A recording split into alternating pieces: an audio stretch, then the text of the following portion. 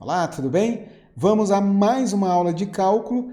Nessa aula, a nossa ideia principal é entregar para você as ferramentas que vão capacitar você a construir uma tábua de derivadas. É muito importante, quando do estudo para concurso, a construção de uma tábua com as principais derivadas, porque são essas ou é essa habilidade que vai fazer com que você resolva uma questão de concurso muito rapidamente.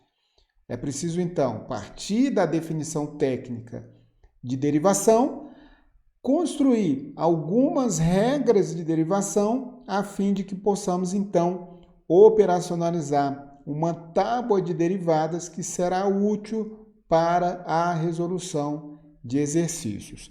Para isso, então, nós vamos trazer aqui vamos começar a construir algumas dessas regras de derivação. Vamos falar especificamente da derivação de uma função que é uma constante. Vamos trazer a derivada da função potência. Para isso será importante conhecer o binômio de Newton. E vamos também fazer a regra de derivação de uma função, que é o produto de uma constante por uma determinada função f de x. Finalmente, nessa primeira parte, vamos trazer para você a derivada da soma de funções. Então, partindo de uma f de x, que é dada por uma constante c, a sua derivada f' de x é igual a zero. Bom, vamos então ver como nós construímos essa regra de derivação, partindo então da definição da função derivada. Quando nós temos então uma função f de x que é igual a uma constante c, nós temos então que, é óbvio, vamos considerar aqui o intervalo onde essa função esteja definida, né?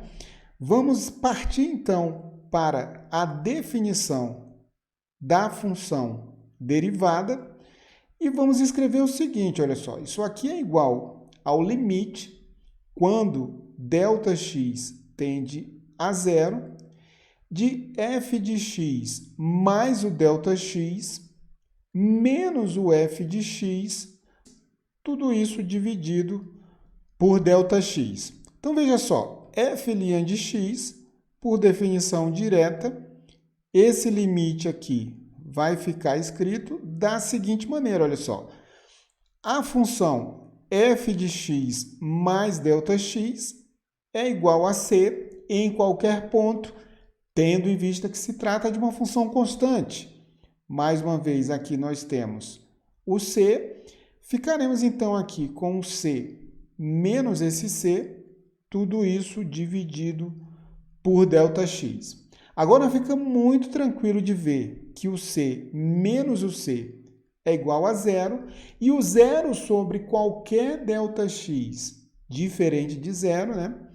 Aliás, temos aqui ΔX tendendo a zero mais diferente de zero, isso aqui vai ser igual a zero, usando então as regras de limite. Então, veja que nós escrevemos aqui tranquilamente f' de x é igual a zero quando a função de x é igual a uma constante. Vamos então passar para a próxima regra de derivação. Olha só, se n é o número inteiro positivo e f de x é igual a esse x elevado à enésima potência, então a função derivada f' de x é o n vezes o x elevado a n menos 1. Para nós, então, enxergarmos aí essa regra de derivação, vamos então aqui considerar a nossa função f de x, que é igual ao x elevado a n. Mais uma vez, vamos considerar, né, o intervalo em que essa função esteja bem definida. Vamos, então, para a resolução da regra de derivação, relembrar, então, aqui o binômio de Newton. Nós temos, então, que esse a mais b elevado à enésima potência é igual ao B mais o A elevado à enésima potência. Isso aqui é dado pelo somatório com I de 0 até N da combinação de N e AI. Temos o A elevado a I vezes o B elevado ao N menos I. Da mesma maneira, podemos escrever que isso aqui é o somatório com I variando de 0 até N de o A elevado ao N menos I e o B elevado ao I. Com isso, então, nós vamos partir da definição de limite, olha só. Temos, então, melhor dizendo, a definição de derivada para dizer que f de x é o limite quando ΔX tende a zero, vamos escrever dessa forma, de f de x mais o ΔX menos o f de x, conforme a gente já viu, tudo isso, então, dividido pelo ΔX. Agora, escrevendo aí a definição do limite e desenvolvendo o binômio de Newton que vai surgir, olha só, o que nós vamos ter? Vamos ter ΔX mais o x, ou x mais ΔX, né? Não importa aqui. A ordem das parcelas não altera a soma. Isso aqui vai ficar elevado à enésima potência menos o x elevado à enésima potência. Tudo isso, então, vai ser dividido por ΔX, usando, então, a definição da função derivada. Agora, vamos, então, desenvolver o binômio de Newton e ficaremos com o seguinte resultado, olha só. Vamos ter a combinação de N e AI de quem? Vamos tomar, então, o x elevado a N vezes o ΔX elevado ao N menos I. Isso, então, vai ser tomado no somatório, com esse I variando de 0 até N. Tudo isso menos o x elevado a N dividido pelo ΔX. Agora, o que nós teremos ao desenvolver esse binômio de Newton vai ser o seguinte resultado, olha só. Vamos ter os coeficientes N0 a 0, N1 a 1, N2 a 2 e assim sucessivamente até o N combinado N a N. Com isso, o que nós vamos ter? Vamos ter aqui o limite. Aqui teremos, então, ΔX tendendo a zero. E essa soma vai ficar, então, o x elevado a N mais N1 a 1 de x elevado ao N menos 1 vezes o ΔX. Essa soma, então, vão ter todas essas parcelas, olha só. Ao final das contas, esse N combinado, N a N, vai ficar, então, o ΔX elevado a N, menos o f de x, que é o nosso x elevado a N. Tudo isso, então, dividido pelo ΔX. Agora, observe, então, que essa expressão pode ser, então, colocado em evidência esse ΔX. Olha só, podemos simplificar aqui esse x elevado a n com esse x elevado a n. E aqui nós ficaremos, então, com o limite de ΔX tendendo a zero. Agora colocamos o ΔX em evidência, que nós vamos ficar, então, esse n 1 a 1, ele vai ser igual ao n fatorial, 1 fatorial sobre n menos 1 fatorial. Isso aqui é igual a n. Portanto, olha só, vamos ficar com n, x elevado a n menos 1. Agora temos a combinação aqui, n2a2, de x elevado a n menos 1, sobre, ou melhor, sobrando aqui o ΔX, né? Já que nós teríamos o ΔX ao quadrado, continuaremos essa soma até que chegaremos na parcela ΔX elevado a n, que vai ficar ΔX elevado a n menos 1. Veja então que colocamos em evidência esse ΔX. Agora nós podemos proceder à simplificação desse ΔX e nós obtemos então que esse limite, olha só, na hora que nós substituirmos aqui o ΔX igual a zero, o que acontece? Todas as parcelas que estão aqui à direita nessa expressão vão se anular. Então, se anulando todas essas parcelas, aqui nós já procedemos à simplificação de ΔX com ΔX. O que sobrou para nós aí foi a parcela n vezes x elevado a n menos 1. De tal sorte que o resultado desse limite é, então, o valor x elevado, ou melhor dizendo, n vezes o x elevado a n menos 1, que é esse resultado dessa parcela. Então, nós temos que esse limite aqui é n vezes x elevado a n menos 1. Então, destacamos aqui para você o valor dessa regra, ou resultado, né, dessa regra de derivação, tal como aparece aqui para você. Vamos, então, à nossa próxima regra de derivação. Vamos partir, então, de uma função f de x. Agora, nós vamos tomar uma função g de x, que é o produto de uma constante vezes essa f de x.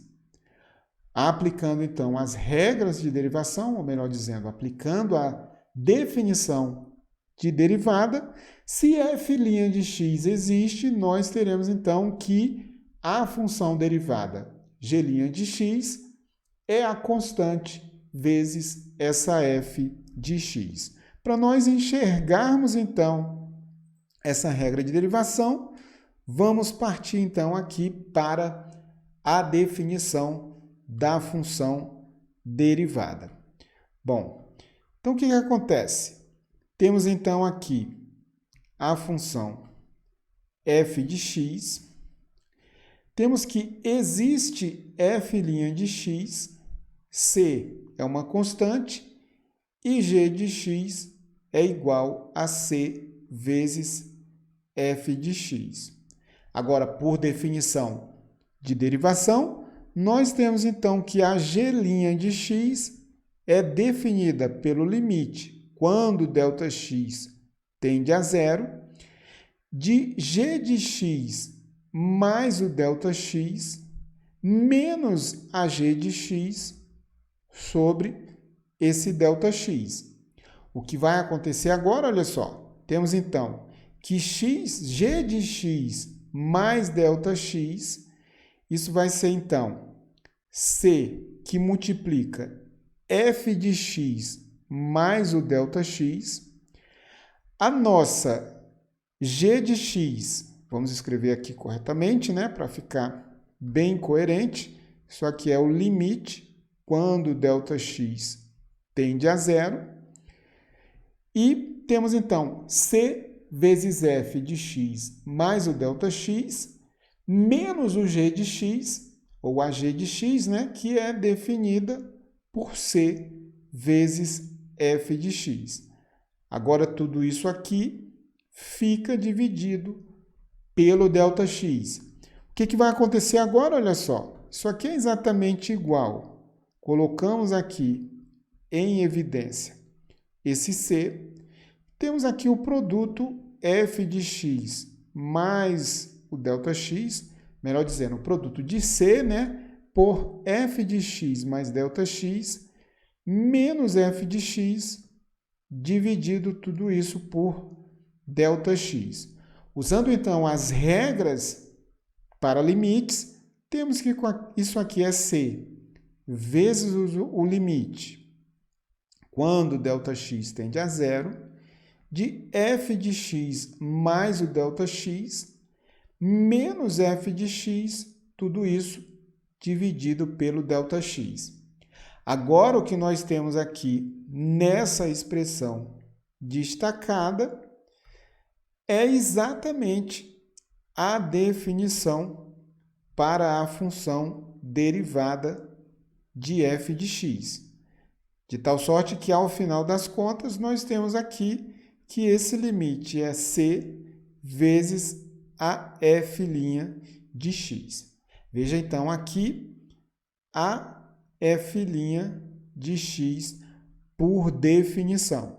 Então, tá aí, usamos, então, a regra ou a definição de derivação para chegar a esses resultados e, geralmente, é o que você vai fazer para construir a sua tábua de derivadas. Mas o objetivo da construção das regras de derivação é fazer com que você não tenha que usar essa definição o tempo todo. Então, para isso, vamos então construir aqui as nossas regras que serão úteis para que venhamos a construir a nossa tábua de derivadas. Então, provamos aqui esse resultado. Vamos então para mais um resultado importante que vai nos auxiliar na construção da nossa tábua de derivadas. Então, nós temos o seguinte, veja que sejam f e g duas funções tal que h é definida pela soma de f de x mais o ΔX, mais o g de x, né? Então, se existem as derivadas f' de x e g' de x, a função derivada h' de x é dada pela soma das derivadas de cada uma dessas funções, f e g. Então, para enxergar esses resultados, vamos então aqui construir mais uma vez essa regra de derivação usando a definição da função derivada. Então, nós temos f de x bem definida em um determinado intervalo, temos a g de x e h' de x, que é definida, então, pela soma f de x mais o g de x. Então, temos aqui esse resultado. Por definição, melhor dizendo, eu coloquei aqui h', né? Na verdade, h de x é a soma de f de x mais o ΔX.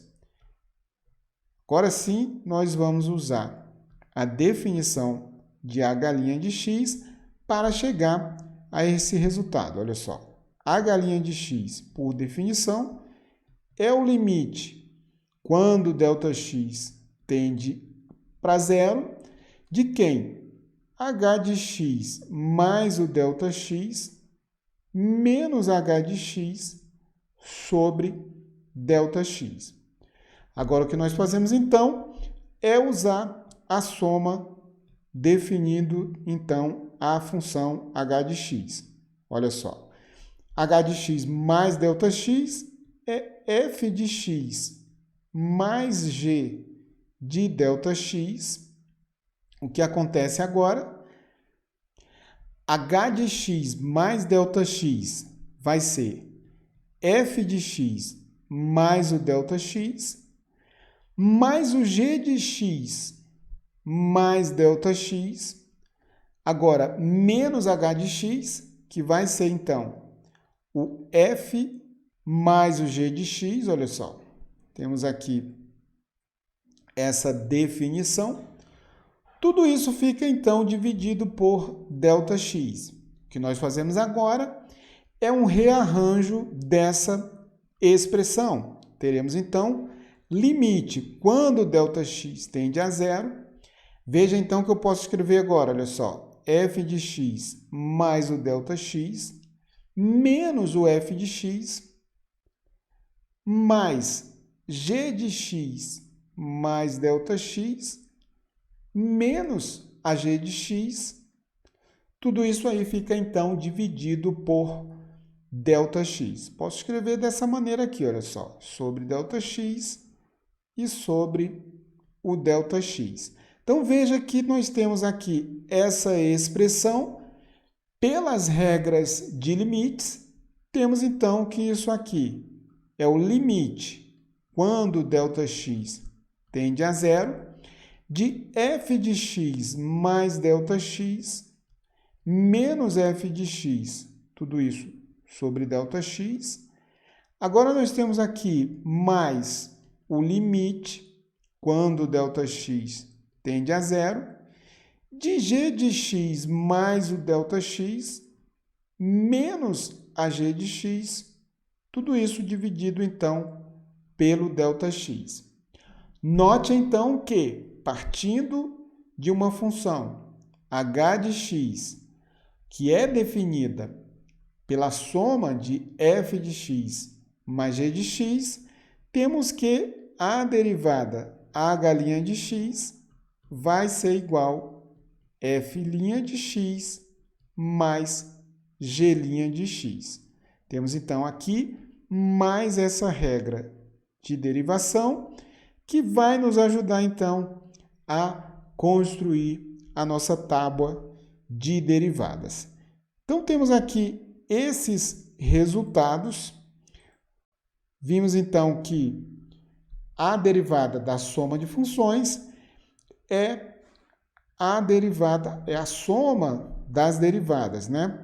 Que nós podemos escrever aqui também, que é bem interessante, olha só. Se nós temos, então, uma função h de x, suponha que nós temos g1 de x, né?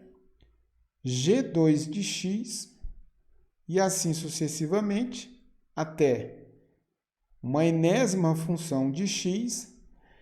Defina, então, h de x como o somatório de g de x. Temos aqui esse i variando de 1 até n. A função derivada, h' de x, vai ser, então, a soma das derivadas de cada uma dessas funções gi de x. Então, esse é um resultado muito interessante que nós vamos levar na nossa maleta de ferramentas e vamos continuar, então, a construir as nossas regras de derivação que vão nos auxiliar a construir uma tábua de derivadas. Um grande abraço para você e até a nossa próxima aula.